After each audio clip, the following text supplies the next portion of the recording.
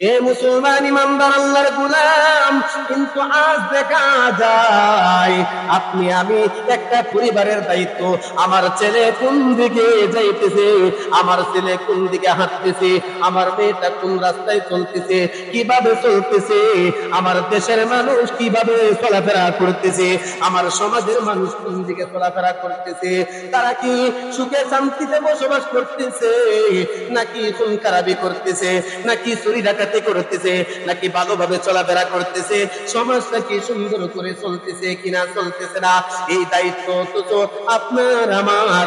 কিন্তু আমি আপনি সমাজের কোনো দায়িত্ব নেই না, সমাজের দায়িত্ব নিয়েছি ঠিকই কিন্তু কোনো খোঁজখবর নেই না, পরিবারের দায়িত্ব নিয়েছি ঠিকই কোনো খোঁজখবর নেই না। মুসলমান ইমানদার, শুনে রাখো, কিয়ামতের কঠিন ময়দানে হাসরের মাঠে আল্লাহর সামনে যখন দাঁড়াইবে, আল্লাহর কাঠ গড়াই যখন দাঁড়াইবে, তখন তোমাকে আল্লাহ তাআলা জিজ্ঞাসা করবে, বান্দারে আমি তোরে তোর পরিবারের মেম্বার বানাইছিলাম, আমি তোরে তোর সমাজের মেম্বার বানাইছিলাম, আমি তোরে দেশের প্রেসিডেন্ট বানাইছিলাম, আমি তোরে দেশের সরকার বানাইছিলাম, কিন্তু তুই তো এই দেশের জনগণ কিভাবে চলে খোঁজখবর নিলে না। তোর ফ্যামিলির মেম্বার আমি বানাইছিলাম, তোর ফ্যামিলি কিভাবে চলতেছে, তোর ছেলে মেয়ে কিভাবে চলতেছে, তোর ছেলে সৎ পথে চলে নাকি অসৎ পথে চলতেছে, তোর মেয়ে সৎ পথে চলতেছে কি নাকি অসৎ পথে চলতেছে, তুই তো কোনো খোঁজখবর নিলে না, তুই তো কোনো দেখাশোনা করলে না। তোর সমাজের মানুষ কিভাবে চলতেছে, খানা খাইতেছে কি না খাইতেছে, কিভাবে চলতেছে, সমাজটা সুন্দর করে চলতেছে কিনা চলতেছে না, মসজিদের ইমাম সাহেবের বেতন ঠিক মতো হইতেছে কি হইতেছে না, মসজিদের ইমাম সাহেব কিভাবে চলতেছে কি চলতেছে না, এই খোঁজখবর তো তোর দায়িত্ব ছিল, তুই কি নিয়েছিলে? এই দিন মুসলমান কি জবাব দিবে, কি জবাব দিবে? প্রথমে খোঁজখবর নিলেন মানুষদের। কেন মানুষদের খোঁজখবর নিলেন? কারণ পয়গম্বর হযরত সুলাইমান আলাইহিস সালাম ছিলেন মানুষদের। আর পয়গম্বর যত নবী দুনিয়াতে আগমন করছেন, আল্লাহ তাআলা যত নবীদেরকে পাঠাইছেন, সমস্ত নবীরা মানুষ ছিলেন। জিনদের দিকে কেউ নবী হয় নাই, ফেরেশতাদের থেকে কেউ নবী হয় নাই, কোন পশু পাখি এই অন্য কোন জাতি থেকে নবী হয় নাই, নবুয়ত দেন নাই। একমাত্র আল্লাহ তাআলা মানুষ জাতিদের মধ্য থেকে নবুয়ত দিয়েছেন, নবী হয়েছেন। কারণ আশরাফুল মাখলুকাতের সর্বশ্রেষ্ঠ জাতি হইলেন মানুষ। এই জন্য নবুয়ত জিনিসটা সাধারণ কোনো জিনিস না। এই জন্য এই দায়িত্বটা, এই জিনিসটা, দ্বীনের কাজ করার দায়িত্বটা একমাত্র মানুষদেরকে আল্লাহ তাআলা দান করেছেন। তো পয়গম্বর সুলাইমান আলাইহিস সালাম ছিলেন মানুষ, এই জন্য মানুষের খোঁজখবরটা আগে নিলেন। আগে দেখলেন মানুষদের মধ্য থেকেও তো একজন সেনাবাহিনী নিযুক্ত করেছিলেন, ওই ব্যক্তিটা আছে কিনা দেখেন, আছে। এরপরে নিলেন জিন দেবদানব, এদেরকে এদের মধ্য থেকেও তো সেনাবাহিনী নিযুক্ত করেছিলেন, এরা আছে কিনা, এরাও আছে। পরে নিলেন পক্ষীকুলদের মধ্য থেকে, কারণ পক্ষীকুলদের মধ্য থেকেও তো সেনাবাহিনী নিযুক্ত করেছেন।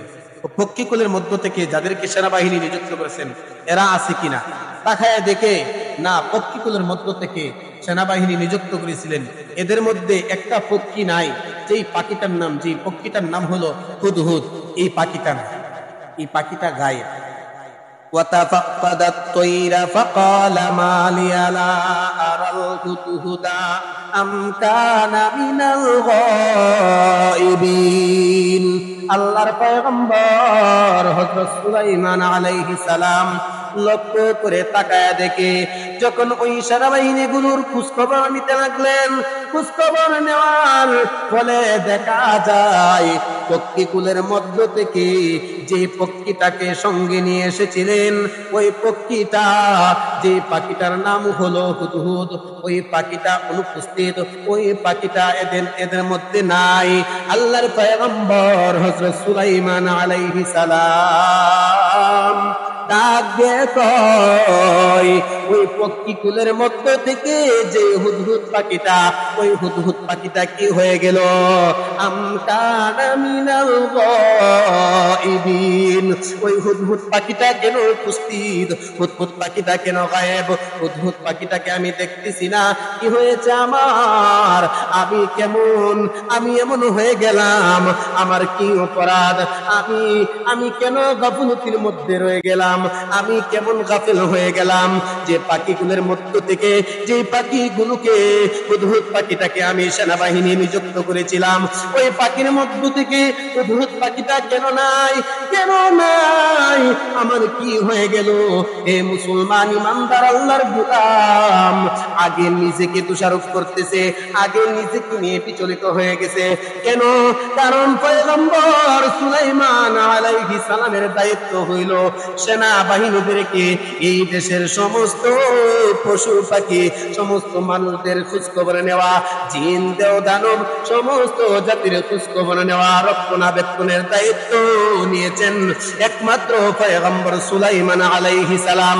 এই জন্য সুলাইমান আলাইহিস সালাম চিন্তা ভাবনা করলেন, আল্লাহ পাক রব্বুল আলামিন যদি আমাকে জিজ্ঞাসা করে তুমি কি এদের সংরক্ষণ করেছিলে কিনা, এদের দেখাশোনা করেছিলে কিনা, এদের ঠিক মতে এদের দায়িত্ব আদায় করেছো কিনা, এদের দায়িত্ব পালন করেছো কিনা, এ মুসলমান ইমানদার আল্লাহর গোলাম। কিন্তু আজ দেখা যায় আপনি আমি একটা পরিবারের দায়িত্ব, আমার ছেলে কোন দিকে যাইতেছে, আমার ছেলে কোন দিকে হাঁটতেছে, আমার মেয়েটা কোন রাস্তায় চলতেছে, কিভাবে চলতেছে, আমার দেশের মানুষ কিভাবে চলাফেরা করতেছে, আমার সমাজের মানুষ কোন দিকে চলাফেরা করতেছে, তারা কি সুখে শান্তিতে বসবাস করতেছে, নাকি খুন খারাপি করতেছে, নাকি চুরি ডাকাতি করতেছে, নাকি ভালোভাবে চলাফেরা করতেছে, সমাজটা কি সুন্দর করে চলতেছে কিনা চলতেছে না, এই দায়িত্ব তো আপনার আমার। কিন্তু আমি আপনি সমাজের কোনো দায়িত্ব নেই না, সমাজের দায়িত্ব নিয়েছি ঠিকই কিন্তু কোনো খোঁজখবর নেই না, পরিবারের দায়িত্ব নিয়েছি ঠিকই কোনো খোঁজখবর নেই না। মুসলমান ইমানদার শুনে রাখো, কিয়ামতের কঠিন ময়দানে হাসরের মাঠে আল্লাহর সামনে যখন দাঁড়াইবে, আল্লাহর কাঠ গড়াই যখন দাঁড়াইবে, তখন তোমাকে আল্লাহ তাআলা জিজ্ঞাসা করবে, বান্দারে আমি তোরে তোর পরিবারের মেম্বার বানাইছিলাম, আমি তোরে তোর সমাজের মেম্বার বানাইছিলাম, আমি তোরে দেশের প্রেসিডেন্ট বানাইছিলাম, আমি তোরে দেশের সরকার বানাইছিলাম, কিন্তু তুই তো এই দেশের জনগণ কিভাবে চলে খোঁজখবর নিলে না। তোর ফ্যামিলির মেম্বার আমি বানাইছিলাম, তোর ফ্যামিলি কিভাবে চলতেছে, তোর ছেলে মেয়ে কিভাবে চলতেছে, তোর ছেলে সৎ পথে চলে নাকি অসৎ পথে চলতেছে, তোর মেয়ে সৎ পথে চলতেছে কি নাকি অসৎ পথে চলতেছে, তুই তো কোনো খোঁজখবর নিলে না, তুই তো কোনো দেখাশোনা করলে না। তোর সমাজের মানুষ কিভাবে চলতেছে, খানা খাইতেছে কি না খাইতেছে, কিভাবে চলতেছে, সমাজটা সুন্দর করে চলতেছে কিনা চলতেছে না, মসজিদের ইমাম সাহেবের বেতন ঠিক মতো হইতেছে কি হইতেছে না, মসজিদের ইমাম সাহেব কিভাবে চলতেছে কি চলতেছে না, এই খোঁজখবর তো তোর দায়িত্ব ছিল, তুই কি নিয়েছিলে?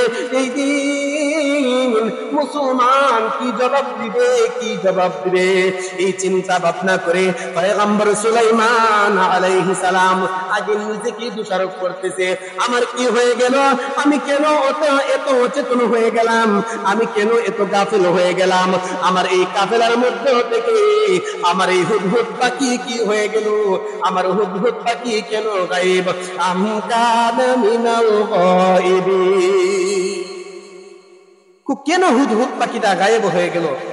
মা লিয়ালা আরাল হুদহুদা, আমি হুদহুদ পাখিটাকে দেখতেছি না, আমার কি হয়ে গেল, হুদহুদ পাখিটা কেন অনুপস্থিত? এইভাবে খোঁজখবর নিতে লাগলেন। এরপরে বলতেছে, লাউ আযিবান্নাহু আযাবান শাদীদান আও লা আযবাহান্নাহু আও লা ইয়াতিয়ান্নি বিসুলতানিন মুবিন। পয়গম্বর সুলাইমান আলাইহিস সালাম বলেন, হুদহুদ পাখি কোথায় গেল, তাকে খোঁজখবর করে নিয়ে আসো। বলছে তাকে আমার কাছে উপস্থিত করো। সে যদি উপযুক্ত প্রমাণ সহকারে প্রমাণ না দিতে পারে কেন সে অনুপস্থিত ছিল, আমি তাহলে তাকে শাস্তি দিব, আমি তাহলে তাকে জবাই করে ফেলবো, তাকে মেরে ফেলবো, তাকে হত্যা করব, আমি তাকে শাস্তি দিব। এই কথাটা দ্বারা বুঝাইলেন মুসলমান ইমানদার আল্লাহর গোলাম আমরা পশু পাখি লালন পালন করি কিনা। অনেকে গরু লালন পালন করতেছে, এমন কিছু মানুষ আছে কুকুর লালন পালন করে, এমন কিছু মানুষ আছে বিড়ালও লালন পালন করে, পশু পাখি লালন পালন করে কিনা, হাঁস মুরগি লালন পালন করে কিনা। এইভাবে আমরা যে গরু বাছুর লালন পালন করি ওই আয়াতের দ্বারা বোঝা যাইতেছে আমাদের আয়াতে যে জিনিসগুলো আছে আমরা যে জিনিসগুলোকে লালন পালন করি ওই জিনিসগুলোকে আমরা বিচারও করতে পারবো, শাসনও করতে পারবো, ওই জিনিসগুলোকে শাস্তিও দিতে পারবো। কিন্তু এরকম শাস্তি না যেটা বিপরীত হয়ে যায়, বিবির সাথে ঝগড়া করে ওই ঝগড়ার জিতটা গুরুর উপর দিয়ে মিটাই। ঠিক কিনা বেঠিক? জোরে বলেন ঠিক কিনা বেঠিক? বিবির সাথে ঝগড়া করে আরে না ঝগড়া যেটি করে তখন গুরু আছে না, গুরুটা গিয়া বাড়ি আরম্ভ করে, পানি খাইছে না গুরুটা বা কোনো কিছু করছে না, একটু উৎসাহিত করছে, তখন গুরুটার উপর জিত বুঝা। এরকম শাস্তির কথা কইছে কোরআনে? না, এরকম শাস্তির কথা কইছে না। তোমার আইতে একটা গরু, তুমি গরুটা লালন পালন করতেছো, তুমি ঘাস খাওয়ানোর সময় যদি মাঠে নিয়ে যাও, খাওয়ারে নিয়ে যাও, যদি ক্ষেতের আইলেদা নিয়ে যাও লাইলেদা, তাহলে আরেক বেড়ার ক্ষেতের আইলদা দিতেছো যাতে এই বেড়ার ক্ষেতটা যেন না খায়। এই জন্য গরুর মুখটাকে তুমি কোনো কিছু দিয়েছিরা বাদাই বাইন্দা রাখো, কিতা বলে এটা ফুফা দিয়ে বাইন্দা রাখো, অথবা দড়ি দিয়ে বাইন্দা রাখো, এরপরে মাঠে নিয়ে তাকে ছাড়া দাও। যদি এক কামড় গুছি খায়ওলা তাহলে তাকে একটা আঘাত করো, কিন্তু এত জোরে আঘাত করো না তাহলে যেন সে বেশি কষ্ট পায়, বেশি আঘাত পায়। এরকম শাস্তির কথা বলছে না, বলছে যদি তোমার অনুকূলে না থাকে, সে যদি উৎসাহ করে তাহলে তুমি তাকে শাস্তি দাও, তুমি তাকে একটু শাসন করো যাতে তোমার আয়ত্তে আসে, যাতে তোমার প্রমাণ মানে। গরু বাছুর আছে না এরকম যে মানে এমন কিছু গরু আছে দেখবেন অন্যকে মানে না, কিন্তু যে তাকে লালন পালন করে সে দাঁড়ে গেলে একবারে ঠান্ডা হয়ে যায়, কোনো উৎসাহ করে না, আছে না? তাহলে কি বোঝায়? আমি আমার মালিককে মানতেছি, তাহলে মালিক যদি শাসন করে এই শাসনটাও সে কি করবে? মেনে নিবে। তাহলে সুলাইমান আলাইহিস সালাম এটাই বুঝাইলেন, হুদহুদ পাখি যদি উপযুক্ত কোনো প্রমাণ না উপস্থিত করতে পারে, কেন সে অনুপস্থিত, কেন সে গায়েব হয়ে গেছে, কেন সে আমাদের সাথে আসলো না, তাহলে আমি তাকে আযাব দিব, আমি তাকে শাস্তি দিব, অথবা আমি তাকে জবাই করে ফেলবো। এই কথা বলার সাথে সাথে আল্লাহর পয়গম্বরের কাছে ওই হুদহুদ পাখিটা চলে আসলেন। কামা কাতা গায়রা বাঈদিন فقال أحطت بما لم تحط به وجئتك من سبأ بنبأ يقين إني وجدت امرأة تملكهم وأوتيت من كل شيء ولها عرش عظيم। পয়গম্বর সুলাইমান আলাইহিস সালাম শাস্তির কথা বলার সাথে সাথে কিছুক্ষণ পরে দেখা যায় হুদহুদ পাখি উপস্থিত হয়ে গেছে। হুদহুদ পাখি বুঝে ফেলেছে আমার মালিক, আমার মুনিব পয়গম্বর সুলাইমান আমার উপর রাগান্বিত হয়ে আছে। এই জন্য সুলাইমান আলাইহিস সালামের রাগান্বিত প্রকাশ পাওয়ার আগে হুদহুদ পাখি তার নিজের কথাগুলো বলে ফেললেন, ও আমার মালিক, ও আমার আল্লাহর পয়গম্বর, ও নবী, ও সুলাইমান, আমি এমন এক খবর নিয়ে এসেছি, আমি এমন এক সংবাদ নিয়ে এসেছি যে সংবাদ আপনি জানেন না, যে সংবাদ সম্পর্কে আপনি জানেন না। এই কথার দ্বারা বোঝা যায় নবীরা আলিমুল গায়ব না। তাহলে যারা নবীদেরকে আলিমুল গায়ব বলে, আসিন নাসির বলে, নিতান্তই এটা ভ্রান্ত আকিদা, এটা হবে বিদআত, এটা হবে শিরকি কথা। এই জন্য কোন নবীরা গায়েবের খবর জানে না। হুদহুদ পাখি বলতেছে, ও গো পয়গম্বর, আমি যেই খবর নিয়ে এসেছি, আমি যেই সংবাদ আপনার কাছে নিয়ে এসেছি, ওই সংবাদ আপনি আর কোনোদিন জানেন না, আর কোনোদিন জানছেনও না। আজকে আমি আপনাকে জানাবো কি সংবাদ, কি খবর। আমি এমন একটা দেশে গিয়েছিলাম, যেই দেশটার নাম হলো সাবা, যেই দেশটার নাম হলো সাবা। এই সাবা নামক দেশে, সাবা নামক শহরে আমি গিয়েছিলাম। আমি কিভাবে গিয়েছিলাম? আমি যখন আকাশে উঠতেছিলাম, আমার মতো আরো একটা হুদহুদ পাখি পেয়েছি। আমার জাতি, আমার সঙ্গী পাওয়ার সাথে সাথে আমি আমার ওই জাতি সঙ্গী পাখি, ওই হুদহুদ পাখির সঙ্গে গল্প করতে করতে, কথা বলতে বলতে আপনার দিক থেকে লাইন ছেড়ে আমি উঠতে উঠতে ওই সাবা নামক দেশে গিয়ে উপস্থিত হইলাম। ওইখানে গিয়ে দেখি ওই দেশের একজন রাজা, একজন বাদশাহ, যার নাম হলো রানী বিলকিস, মহিলা একজন বাচ্চা।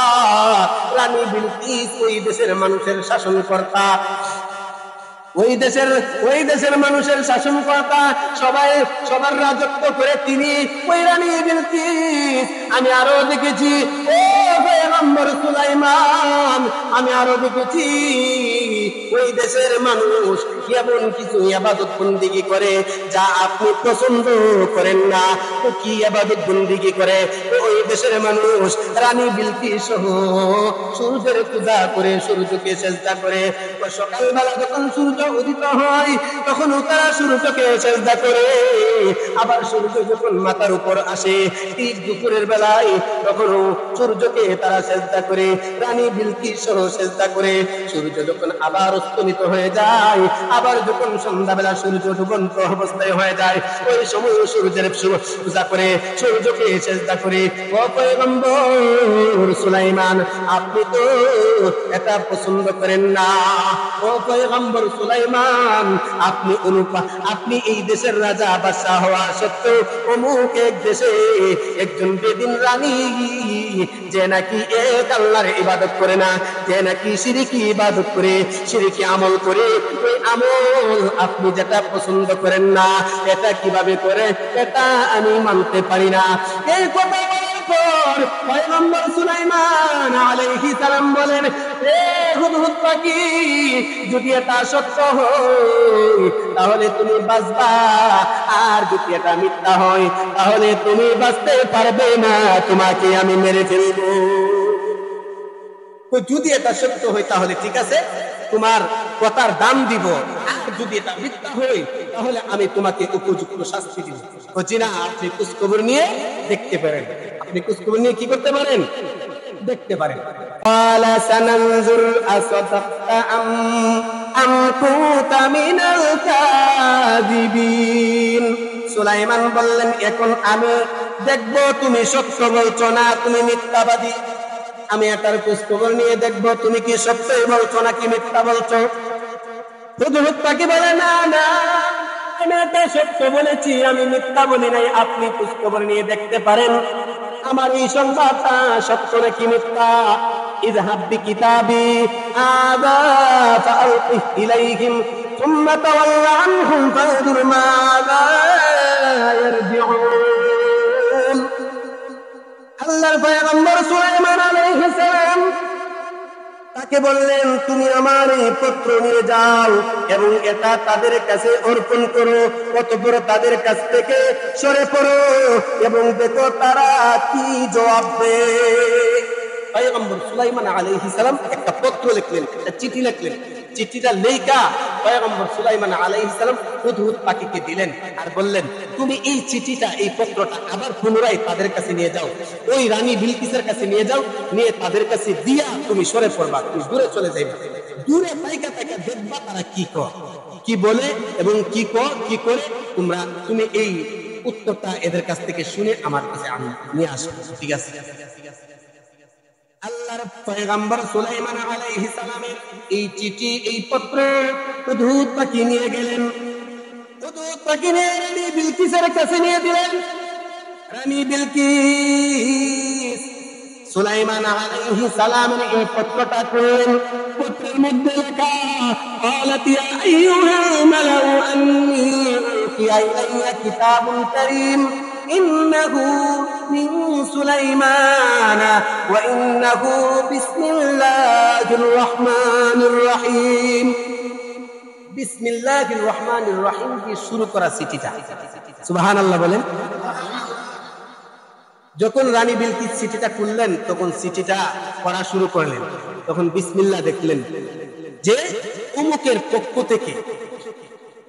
পক্ষ থেকে তোমার কাছে একটা চিঠি প্রেরণ করলাম, আল্লাহর নামে শুরু করছে।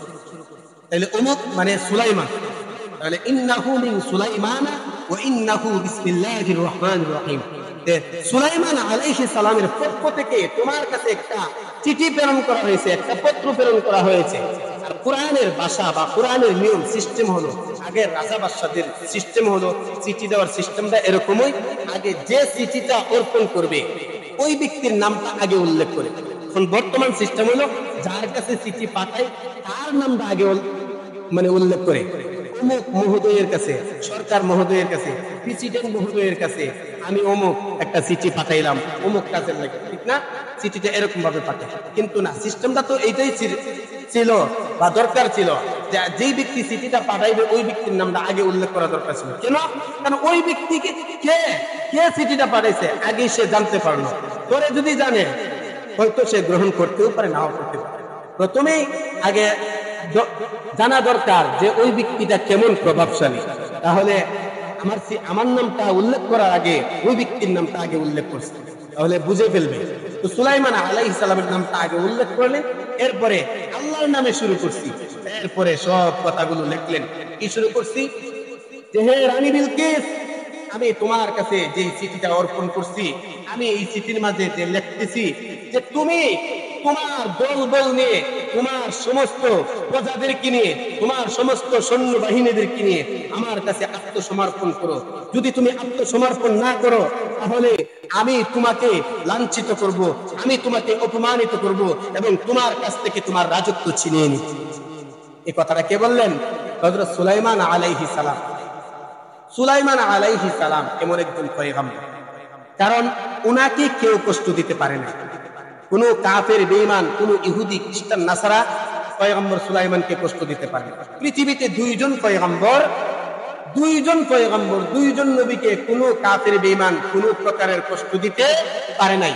এর মধ্যে একজন হইলেন হযরত আদম আলাইহিস সালাম, আরেকজন হইলেন হযরত সুলাইমান আলাইহিস সালাম। আদম আলাইহিস সালামকে কেন কাফের, বেঈমান কষ্ট দিতে পারে নাই? কারণ ওই সময় তো কাফের, বেঈমান কে কি এটা তো ছিলই না। কারণ একমাত্র মানুষ হিসাবে হযরত আদম আলাইহিস সালামই ছিলেন, ঠিক কিনা বেটি? একমাত্র আদম আলাইহিস সালামই ছিলেন।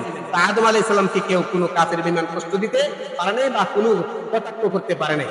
আর সুলাইমান আলাইহিস সালামকে কেন কষ্ট দিতে পারে নাই, কেন এই আঘাত করতে পারে নাই, কেন তার উপর কোন রাজত্ব বা কোন শাসন তাকে কেউ করতে পারে নাই? কারণ সুলাইমান আলাইহিস সালাম নিজেই ছিলেন দেশের প্রেসিডেন্ট, নিজেই ছিলেন দেশের বাদশা, নিজেই সবকিছু ছিলেন। কারণ সুলাইমান আলাইহিস সালামের কথায় সবাই চলত।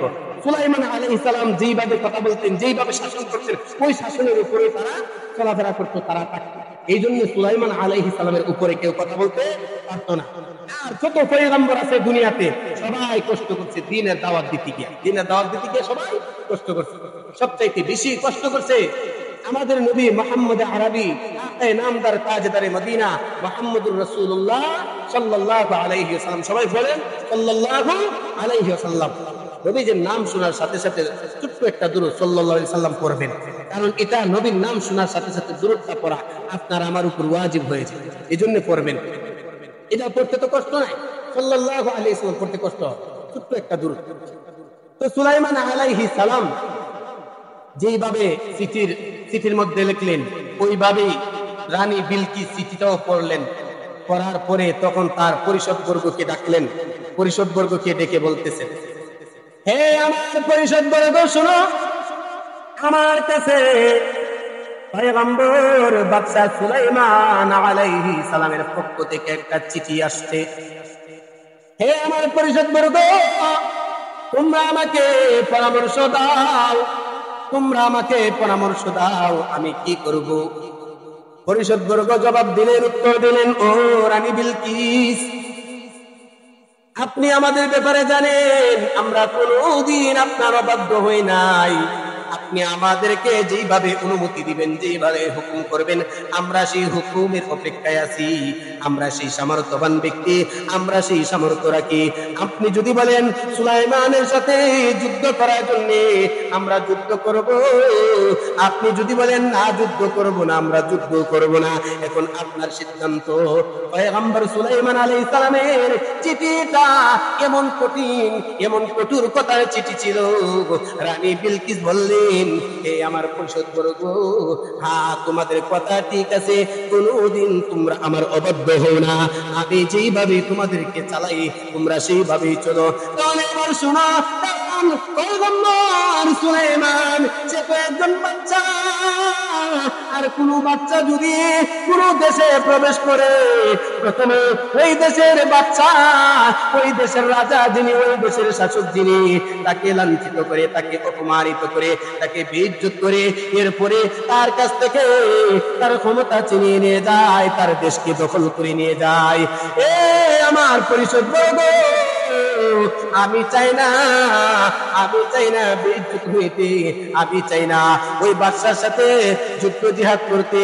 আগে তোমরা দেখো বাদশা কি লুবি নাকি লুবি না, দুনিয়াদারি বাদশা নাকি আখিরাতমুখী বাদশা, এটা পরীক্ষা করার জন্য পয়গম্বর সুলাইমান আলাইহিস সালামের কাছে রানী বিলকিস তার সেনাবাহিনীদেরকে দিয়ে কিছু উপঢৌকন পাঠাইলেন। যাও যাও যাও, এই উপঢৌকন নিয়ে, এই হাদিয়া তোহফা নিয়ে সুলাইমানের কাছে যাও। যদি দেখো সুলাইমান এইগুলো গ্রহণ করে, তাহলে বুঝবা সুলাইমান দুনিয়াদারি বাদশা, আখিরাতমুখী বাদশা না। আর যদি দুনিয়াদারি বাদশা হই, তাহলে আমি রানী বিলকিস তার সাথে জিহাদ করে, আমি জিহাদ করে তার কাছ থেকে বিজয় লাভ করতে পারবো। আর যদি সে আখিরাতমুখী হয়, তাহলে আমি কখনো তার সাথে জিহাদ করব না। পরীক্ষা করে দেখো সুলাইমান দুনিয়ামুখী বাদশা নাকি আখিরাতমুখী বাদশা। তখন রানী বিলকিস তার সেনাবাহিনীদের কি দিয়ে উপঢৌকন পাঠাইলেন, হাদিয়া তোহফা পাঠাইলেন। হাদিয়া তোহফা কি, উপঢৌকন কি? উপঢৌকন হইল একটা স্বর্ণের লাঠি আর একটা স্বর্ণের প্লেট, আর স্বর্ণের কিছু আসবাবপত্র আরো কিছু দিয়ে পাঠাইলেন, স্বর্ণের আসবাবপত্র দিয়ে পাঠাইলেন। তো আসবাবপত্র নিয়ে যখন রানী বিলকিসের পক্ষ থেকে পয়গম্বর হযরত সুলাইমান আলাইহিস সালামের কাছে গেলেন, সুলাইমান আলাইহিস সালাম দেখি রাগান্বিত হয়ে গেলেন। এত বড় সাহস তোমাদের! আমি একজন পয়গম্বর, আমি একজন বাদশা, আমি একজন রাজা, আমার এগুলোর কোনো প্রয়োজন নেই। তোমরা আমার কাছে তোমার রানীর পক্ষ থেকে উপঢৌকন নিয়ে এসেছো, হাদিয়া তোহফা নিয়ে এসেছো। আমি হাদিয়া তোহফা চাই না। আমরা কি কইলাম? আমরা কইলাম তোর আগে কায়া লই, পরে হইছে কথা। আগে নিজে কায়া বাচ্চা, এরপরে হইছে কথা, ঠিক না? ও আমার জন্য স্বর্ণের লাঠি পাঠাইছে, স্বর্ণের বর্তন পাঠাইছে, গ্লাস পাঠাইছে, স্বর্ণের প্লেট পাঠাইছে। আমি এগুলো আগে গ্রহণ করি, এরপর হইছে তার সাথে যেটা করার করব। তাহলে বর্তমান যুগের মানুষ এমন লোভী হয়ে গেছে, প্রত্যেকটা রাষ্ট্রেই দেখা যায় কোন আখিরাতমুখী কোন বাচ্চা পাওয়া যায় না। যত বাচ্চা আছে, যত রাজা আছে, সবগুলো দুনিয়ামুখী, সবগুলো পেট পূজারি, ঠিক কিনা বেশি? সব শুধু পেটের দান্দা করে, পেটের চিন্তা করে। আমি আগে বাঁচতে, এরপরে আমার দেশ বাঁচতে। তুই তেবারা বাঁচবি, বাস, তুইও বাস, আমরাও বাঁচা। তুই না বাচ্চা আমরার বাঁচাইতে পারতেন, আমরা জানি, ঠিক না? এই জন্য কি তুই সুদ আর ঘুষ খাইয়া বাঁচবে? তুই দেশ নষ্ট করে বাঁচবে? তুই দেশের জনগণ মাইরা বাঁচবে? এটা কি তোর রীতি? এটা কি তোকে শাসক? এই জন্য জনগণ তোকে শাসক হিসেবে মানছে না।